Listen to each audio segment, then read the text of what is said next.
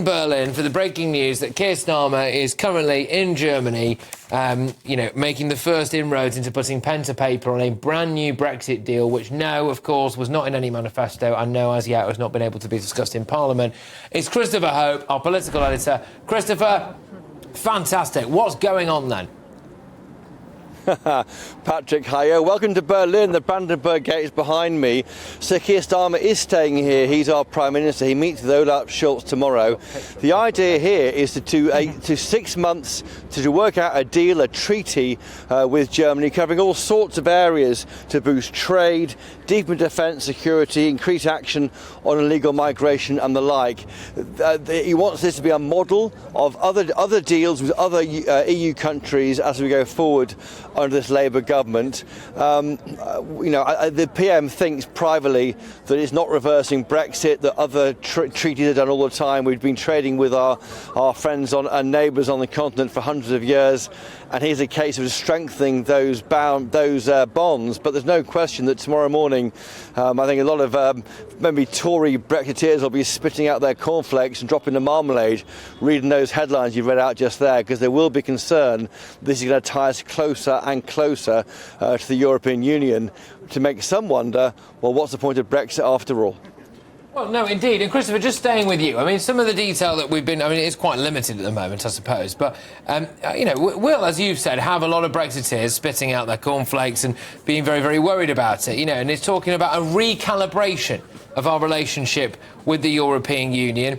And it covers, seemingly, quite a lot of ground. So it says he wants to turn a corner. Yeah, so, fine. On that... Go on, yeah. Yeah, I mean, the news broke 4 minutes ago, Patrick. I mean, the detail there is detailed. It says here there'll be increased collaboration on market access, critical science, innovation and tech, clean energy, trade across the North Sea, supply chain resilience, energy security and green transition education, biodiversity and the environment. That is a full waterfront of most key areas you may want to talk about with another country. Sir Keir Starmer is here. He knows Olaf Scholz very well. I was there when they met on the last time on the margins of the NATO summit in Washington, D.C. A very warm embrace. We'll see them meet later on tomorrow. Earlier, Sir Keir Starmer was behind me at the Brandenburg Gate having a walkabout. I mean, he's clearly a person who he can do business with, and he clearly sees this deal with Germany as one to set the benchmark for other similar deals that I fully expect the UK to try and sign as we go forward through this 5-year period. What that means for Brexit, it will shake up the whole idea of what Brexit is for us as we go forward. Yeah, exactly, and it's on that. Now, Christopher, at some point, I suppose it doesn't really matter, does it now, because there's a massive Labour majority, but at some point, will this have to be voted on in Parliament? Treaties normally are voted on in Parliament, but it's not normally controversial, because by the time they get to Parliament, they've been agreed. Of course, that treaty with the EU was signed off and agreed in a rush, and detail filled in later. But it may well be that we don't see any detail of what's being agreed until it's presented as a fait accompli to Parliament, and that could really stir the hornet's nest amongst Brexiteers. I mean, don't forget, Sir Keir Starmer has always said we are not going into the single market or the customs union. Those are two things are sacrosanct. The idea of sovereignty, he would say, isn't being touched by these agreements because we still remain outside of those two things. But by tying ourselves to the EU, to Germany, the biggest economy in Germany, on certain areas, some will say this is reversing Brexit in all but name, Patrick. Well, indeed. Just one final one with you, if that's all right, Christopher, because I know you've got a busy night and no doubt a day ahead. The context of this, Keir Starmer's popularity has dropped to, I think I'm right in saying, -16 now, -17 possibly. I know Olaf Scholz has got his issues, hasn't he? Is there a wider context to this? Two quite unpopular leaders, undergoing difficult times, relatively meeting to try to agree something?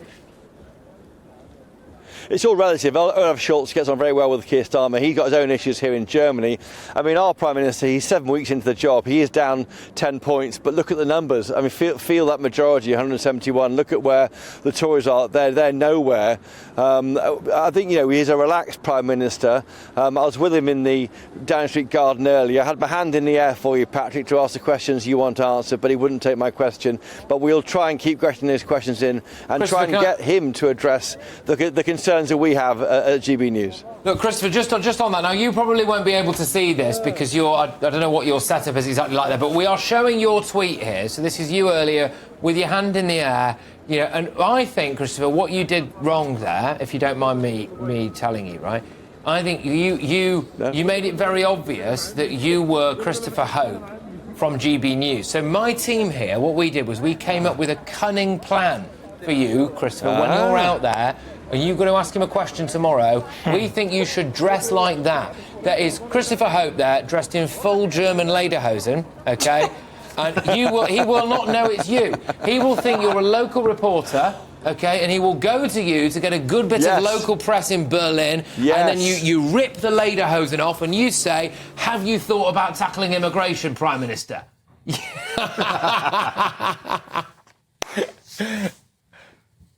Oh, we've lost his sound. He's ripped his mic off. I'm on the road. He's back. Go on, Christopher. Carry on. That's why you earn the big bucks, Patrick Critters. I'm on the road here earning a corn, but you're back there with your big ideas. It's hard enough making a living here as a reporter. Oh, brilliant, Christopher. Look, good luck. Thank you for everything that you do, and keep going, because you do great work for us here at GB News, and good luck in Berlin. All right, that's Christopher Hope. There, our political editor at the Brandenburg Gate. Right, OK, so let's get stuck into this then. So it appears, look, Stephen, we'll start with you on this. It appears we're about to get a much softer Brexit.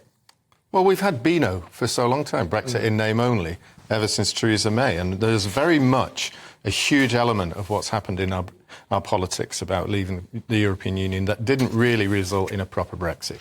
Yes, we left the Parliament, yes, we left the Commission, but the very fact that we stayed pretty much tied in so many ways, even through the treaty, to EU rules and regulations, that's the fundamental element of whether we can go off on our own route.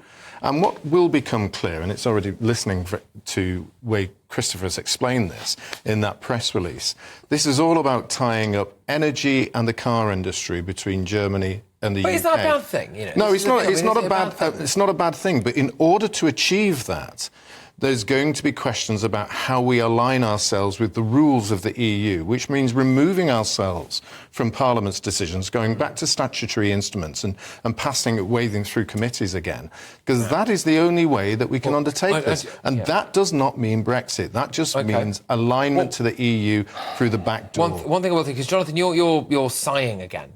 Yeah, because it's complete nonsense. Why is it nonsense? Brexit meant leaving the European Union. No one, and my goodness, I'm having terrible triggering right now of our debates in 2016 to 2019 when I discussed this 100,000 times. But Brexit just meant leaving the European Union.